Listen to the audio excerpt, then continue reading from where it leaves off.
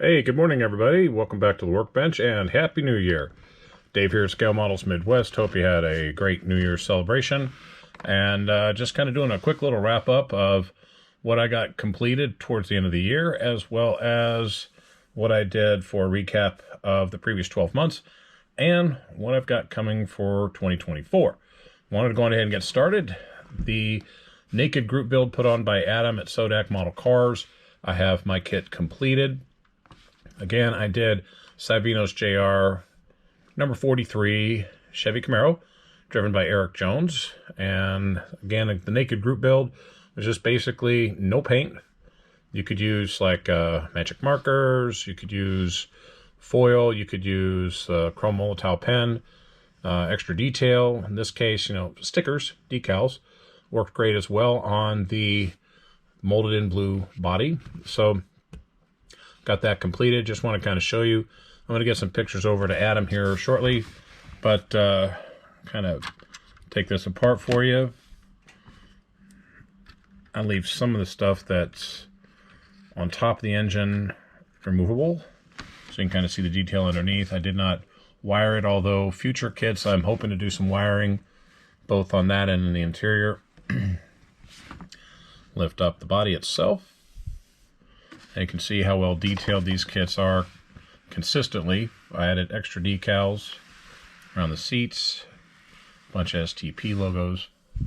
This one I did do a shifter rod to the transaxle, and in the interior I did a few switches, not a lot, but I wanted to see if I could do it. And knowing that I can now, I'm going to add that to future builds going forward. So as you can see, well done kit.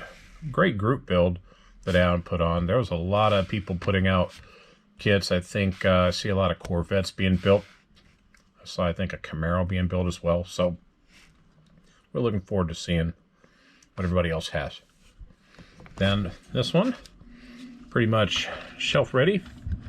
I will display that on one of my key shelves first before I move it to my NASCAR shelf. For the future. It's kind of hard putting stuff on. You have one hand holding the camera. But again, this built up into a great kit. I did have some decal issues, my fault. And Terry Adams and I were talking about learning how to mask and paint stripes. I may very well be doing that this year. As you can see right here, I had one that kind of broke off a bit. I had one that also broke off towards the front, and just kind of used a marker to touch that up a bit. Thankfully enough, I had a Chevy decal I could put on the front. I did lose the other Erik Jones decal for the rear windshield. So for anybody that goes, well, wait a minute, he has a decal there. You're right, he does. I only had one. I had the other one off to the side, but I lost it. My fault. But otherwise, turned out to be a great kit. Really like it. Can't wait to have this up on display with my other NASCAR kits.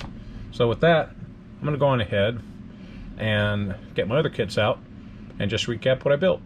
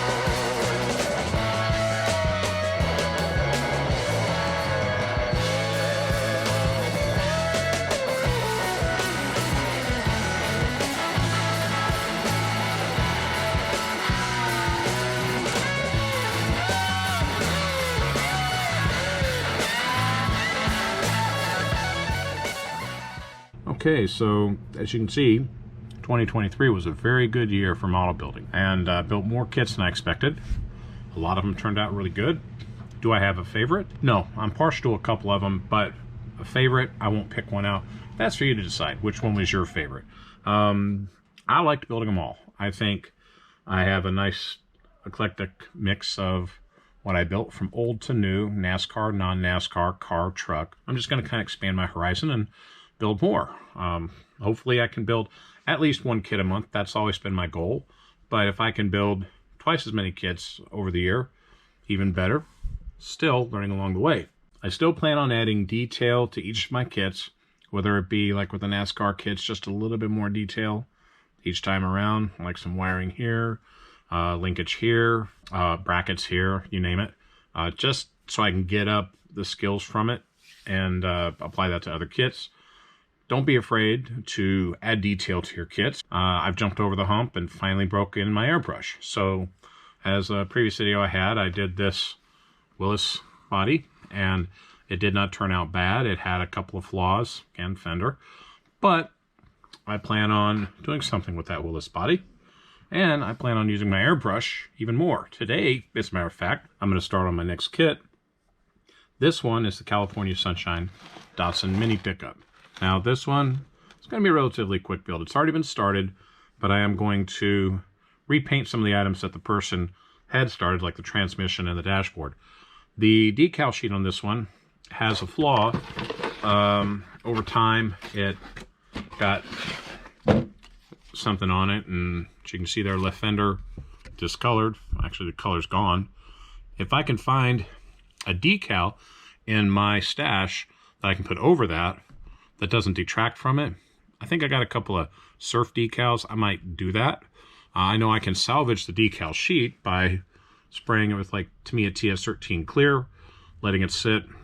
That'll save the decal. So plan on doing that. Of course, it's a nice little mini pickup body.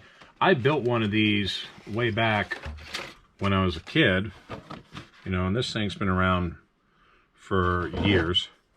So, you know, there's the little Datsun mini pickup body, well detailed, you know, kind of use a panel line scrubber to get the door lines a little deeper, but that's what I'm going to do.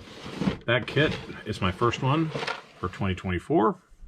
I'm going to use the airbrush on it too. I'm thinking on airbrushing it the white. I still haven't decided whether I use the decals or not. If I use decals, great. If I do it in white, great.